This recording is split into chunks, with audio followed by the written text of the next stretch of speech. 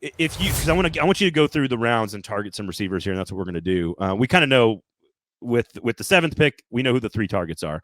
If they trade back into the first round, we know that it's probably Brian Thomas Jr. Middle of the first round. But if we want to start talking about the second round, we can look at 38 and we can kind of say, all right, who are the receivers that you would target there? But if I were to say they trade back to 13 or whatever, and Bowers is clearly best available on their board, and they draft him, and you know they're going to get another receiver later, does that make you feel better about it? Does that make you like, is there a name like Javon Baker in the 4th or 5th round that you think, okay, that makes more sense, even if it does screw up your draft a little bit? Yeah, I mean, there's ways you have to go out of your way to figure out that you make life harder on you, and I think that's I agree. that you make life harder on you because these guys in the 4th and 5th round, even a 3rd round, not a lot of them are projected to be outside guys, right? So you're then still needing an outside wide receiver at some point in the draft again next year. So you're in the same boat again. And it just feels like I'm trying to get the Titans out of the cycle. That is it's my goal for the Tennessee Titans in 2024. Get out of the cycle of every year needing a premier wide receiver. And Javon Baker could be that guy, right? But the likelihood, there's always a couple 3rd or 4th round guys that come out and they're really good, but that's a gamble. That's more of a gamble than going Neighbors and a tight end later. Because, I mean, if you went like Tip Ryman later in the 5th or 6th round, I mean, you're just getting a Josh Wiley kind of guy, and that's really all you need for tight end because you have 3 wide receivers. Like, that's the thing. When you have 3 premier wide receivers in Neighbors, Oradunze, or Marvin Harrison Jr., plus Calvin Ridley and DeAndre Hopkins, that just means so much more for this particular team, in my opinion. Yeah. And it's the Bengals way, right? Like, I mean, the tight end for the Bengals is Drew Sample. Big Drew Sample guy, I'm sure everybody is. So, like, Hudson, there's a guy named Hudson one time. Hudson, I think. Yeah, I mean, CJ Uzoma, who could never stay healthy, who just signed with the Eagles. And there was a guy out of Stanford, too, I think, that played there. So, like, to me, it's like, okay, well, if you don't get Neighbors in the first round, you go Joe Alt or you trade back and do something else. But let's say you get Joe Alt. Well, I mean, a Ricky Pearsall at pick 38, a Roman Wilson at pick 38, Xavier Legette at pick 38. Those are all guys that can. I wouldn't say maybe Wilson. You're with Legette now? You're in on Legette? Well, I'm just saying from the standpoint of. He reminds me of Treylon Burks, is what he reminds me of. Well, no, he reminds me of the opposite of Treylon Burks. If you read up on, I mean, he looks. Let me say something. If Treylon Burks looked as good as what Xavier Legette looks at any point, like just physically, like let me say this: Treylon Burks will never take his shirt off around Xavier Legette. No, that's true. I just think in their last seasons in college, a little injury prone, about the similar size, faster playing speed than they test out, bigger body, 220. Yeah, you know what I mean? Legette tested out really well, so. Xavier Legette had a great RAS, so he tested really, really good. That's fair. I just think you've been out on Legette for most of this process. Well, so. I have been out on Legette, but then I've done research on his background, the reason why it looks like a 1-year wonder and all that kind of stuff. You know, Brett Coleman has a really good thread about it. I've watched a little bit more tape. I pick 38 still a little rich, but what I'm talking about is like second round wide receivers that provide you the outside flexibility and can be contributors this year in certain ways. I go back and forth on Ricky Pearsall. Can he play outside in the NFL? Yeah. It's going to be tough, but if anybody, like, I would rather bank on Ricky Pearsall playing outside in the NFL than Roman Wilson or Troy Franklin, Xavier Worthy, or Ladd McConkey. Yeah, agreed. Like, I think that he's got physical limitations, but he does not have technical limitations or technique limitations. He does not have red flags in pass catching, no red flags in route running. Yep. He's just his physical limitations by a small margin. I like Ricky Pearsall in that spot. And again, Alt plus Ricky Pearsall in the second round, or Alt plus Xavier Leggett. Those right there to me is better than Brock Bowers and Javon Baker in the third. If you get a pick in the third, I think part of my brain lock here or whatever, or is just that like I don't like a receiver in the first or second round for this team unless they trade back and get a bunch of extra capital. I just don't like. It doesn't feel like it's rich at 38. I agree with you. It's too rich. It's like linebacker and Junior Colson. Well, they need exactly, it, right? Exactly. They need a linebacker. They need a wide receiver. But man, taking that at 38 just feels like such a bad investment at this point. And that's the issue. That's why I'm such team trade back. Hell, trade back in the first round and trade back in the second round, because you need picks because of how poor the roster, how talent poor, how youth poor the roster currently is. Not because of Rand Carthon, but because of years of missing. And this is a good draft. When you are in a good draft, you have to have as many picks as possible because you want the guys that you know are worth the shots, that are worth the draft picks, and you need to take advantage of that. And that's been the problem, is that they have not previously taken advantage of deep drafts, and they've taken wild flyers. Des Fitzpatrick instead of Amon-Ra St. Brown. Like, so ultimately, here's the thing. Like, I do think that Brock, like, the third receiver thing to me, it just doesn't feel like it.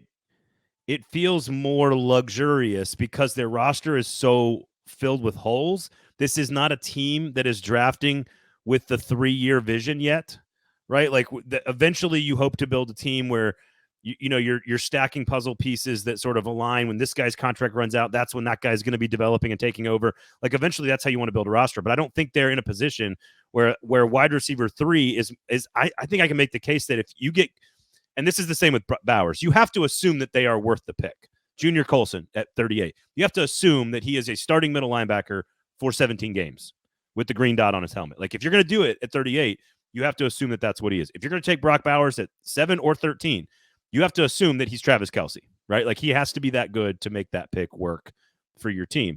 And if he is that healthy, agreed. That's and if the he big is thing for me. And if he is, then it's worth it. And I think he's better than wide receiver 3. That's my opinion. But that's a big if. Colson, same thing. I could ultimately, here's my question. On the current construct of the team, a starting middle linebacker for the next, let's say, 6 years. I'm not going to go 10, but let's say 5 or 6 years, meaning they get a second contract, and that's Colson at 38. That is far more valuable to me than wide receiver 3 for now. But you hope to be building. So I just don't know where they.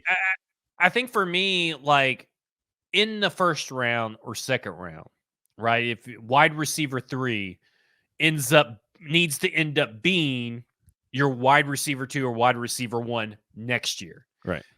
If you're just drafting a Ladd McConkey, that to me doesn't do enough. That to me is not good. And I like Ladd McConkey. Don't get me wrong.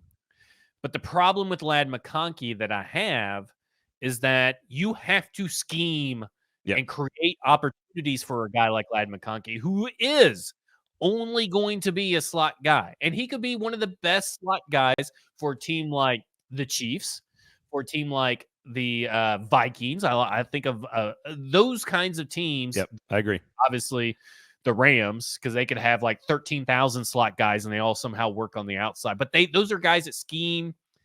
That is a luxury pick for those teams. Well, kind of maybe a need now since Rashee Rice is gone, but we're going to be suspended. But for the Titans, to me, that's not the pick that you need when you're looking at your wide receiver 3 in the first 2 rounds. When you're looking at your wide receiver 3 in the first 2 rounds, he better be a future. That could be a wide receiver 2 or wide receiver 1 next year. And this is what Glory says. He says, that's different, though, when I'm in the 4th or 5th round. I view that differently. Completely agree with you. Glory Day says linebacker 1 today or wide receiver 1 a year from now. I think that's exactly the way you look at it. The question is, does this team have enough capital to be making picks for next year? And certainly, absolutely, Adunze and Neighbors help you this year. but it's not going to matter necessarily, right? Like it's not. It's almost more important Well, next listen, year. it matters if you don't take an offensive tackle, right? In the I first year. totally agree. Like, doesn't Totally. Neighbors really help alleviate a lot of that issues I because you can't crowd the box, right? Like, I mean, I like Brock Bowers better than Malik Neighbors. That's it. I like him better as a player, as a football in, player. in a vacuum, I don't really have a big gripe with that. It's just that in the role of the Tennessee Titans and I hear you. how they have to get there, it's a difficult pill to swallow. It's kind of like taking Dallas Turner or taking Olu Fashanu or OT3 or something. It's like it's not as sexy as Malik Neighbors or high end as Malik Neighbors, But it helps you now. but it does help. Yeah. It's just like it just makes life difficult for you in terms of the rest of the draft if you can't find a trade back. Like that to me is the big thing. You have to find trade back opportunities in the first 2 rounds somehow, some way. There are two ways to sort of analyze each pick. There's like a positional strategy, and then there's like how good is the prospect. And we as outsiders not in the building, we can have our assumptions about what we think strategy is and then separately which players we like. I think you have to have all these conversations. In the first 2 rounds, maybe the third round if you're including that round, but maybe the first 2 days is smart. Which, by the way, you can buy tickets to our draft party for the first 2 days. Come out and hang out, and you can get all this stuff in person. One of them is going to be off the record. We're going to say all the real shit we can't say on the show. You have to sort of assume that if they take J.C. Latham or Brock Bowers or Dallas Turner, Malik Neighbors, whatever the strategy is, like you have to say to yourself, this guy is going to play for my team for 2 contracts. Like he is a starting NFL player for 2 contracts. And if you cannot say that about the player, don't fucking draft him. Like that's it. 100%. Don't draft bad players. If they get Dallas Turner at edge as a pass rusher, and he is a 2 contract guy for this team, it will have been a great pick. If they take Brock Bowers and he plays for 2 contracts for this team, it will have been a great pick. Say the same thing for Alt, Neighbors, Fashanu, Latham, whatever. Like that. Yeah.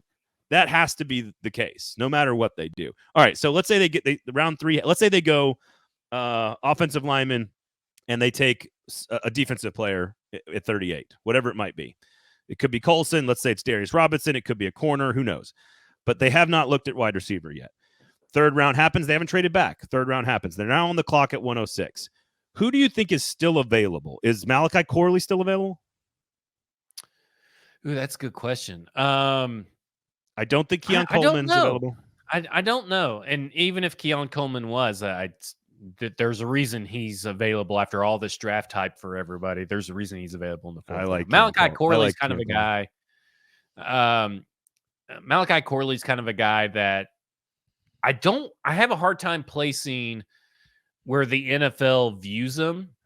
And he kind of had an auspicious from Senior Bowl to now kind of like combine. There was he didn't want to test at the combine, didn't want to measure, and they wanted him to do running back drills. And I think he was willing to do running back drills, but then, and all this stuff. So he's very interesting. We haven't really got a lot of insight to wide receivers that they could target on day 3. They haven't brought any in for a visit that are technically day 3 guys. I mean, maybe Roman Wilson falls. You never know. But that speaks to your exact point. If you're going to draft a receiver, it needs to be a future number 2 at worst. Yeah. Which is why that's the thing. I have a hard time placing what Malachi Corley could be. I think he could be Deebo Samuel, but I think that's asking a lot from a guy. Agree. I think that's asking a lot from anybody. I mean, you see it all the time, but I think that's asking a lot. I don't think he has the lower body. Deebo Samuel had lower body running back strength in college. Yeah, I don't think in the 4th round you're going to find a guy unless you got extremely, extremely lucky that is for sure going to be wide receiver 2. And I don't think there's a lot of guys that project to be wide receiver 2 in the 4th round. So you have to change your approach. Real quick. Go ahead. Well, I was going to say, along those lines, Keon Coleman not going to be there. Lab McCompy not going to be there. Ricky Pearsall not going to be there. Roman Wilson not going to be there. Both the Texas guys not going to be there. I assume. So, like, are we talking Brendan Rice, Malachi Corley, Jalen Polk, Javon Baker? Is that the group we're talking about? Yeah. I mean, like in the Javon Baker, I would be surprised if he's there, and so I kind of think that you're looking at Jermaine Burton. I don't like that. Yeah, I don't really like it. I don't like any of the Washington guys. I like Jermaine Burton, but I don't like the attitude and the baggage that he brings. And right now, you're in a newborn infantile state, right? With your locker room culture. So I don't know if introducing an element like that's particularly good timing, even if the talent is there for Jermaine Burton. So you don't I like hate I think the other two Washington guys are just products of their Penix in the system. Yeah. Penix in the system. I do not trust either of them. I think they are both guys that are they're like bargain bin Lad McConkey, where you have to generate how they get open. And again, that's creating extra work. You need guys that can automatically get open. I don't like Brendan Rice necessarily because I think Brendan Rice is just, I just don't see it right now.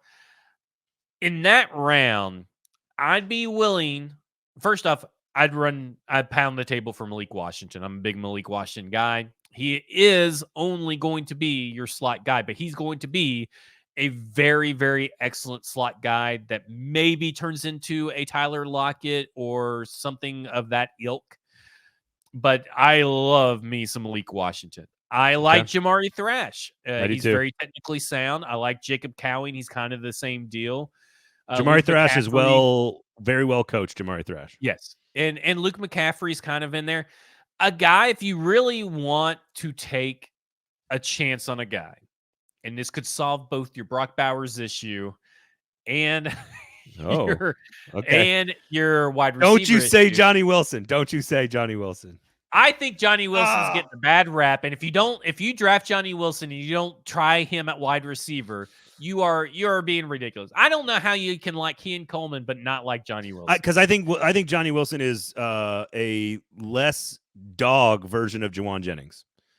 Yeah, I like me some Johnny Wilson. I don't think he's. I think in the fourth round, I think in the fourth round, I think you got something in Johnny Wilson because he can either be tight end or wide receiver, right? I think you have to have Jawan Jennings makeup, like an absolute physical dog, to make that transition.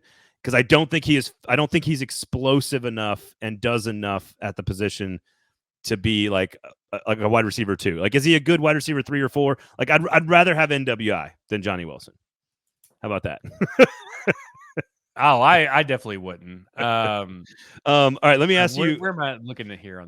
We've got Josh Cephas out of UTSA is a name that people have mentioned. I know you've mentioned Taj Washington before as well.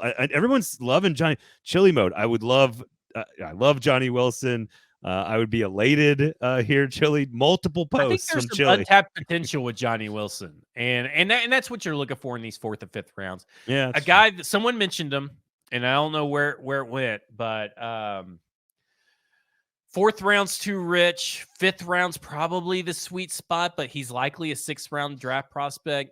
And it's a wild range of outcomes but there you go. Uncle Drew, Ryan Flournoy.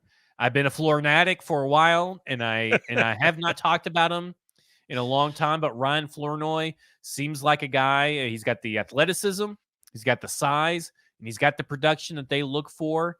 And I think that Ryan Flournoy could be a guy that could be I don't think he'd ever be a wide receiver 1, but if you're getting a wide receiver 2 in those day 3 rounds, I think you're still getting a good value. So Derek says hard no on Burton, says Derek. There you go. I'm just getting some comments in here. So yeah, go ahead with Taj. I like Taj. I think he's a for sure 5th round guy. I like him less than I like Malik. And what's been great about my Malik Washington propaganda that has came over at stackinginbox.com is that Dane Brugler agrees. He had him as like wide receiver 13, 14, or 15. Can't remember which one it was, but he's one of those. And I'm in on Malik Washington for this team. It does not solve next year, guess what you're going to have to be doing? Drafting a wide receiver. And I'm trying to break the cycle, but if you can't break the cycle in the first 2 rounds, you're going to have to settle for what you can get. And I like me some Malik Washington at the 4th round. All right, 4th round. 7th that seems round to be my go-to right there. 7th round, I like Anthony Gould out of Oregon State. I like his game. Could do some returning game, athletic off the charts. That's what you're drafting there. You're drafting guys that can return, and that's about it. But I think I like Oregon State players. Fuaga, the running back Damian Martinez, I think is going to be an NFL player for a long time. He's not out in the draft this year. He'll be out next year. But they are extremely well coached. Jonathan Smith has done an extremely good job. He's the coach now at Michigan State.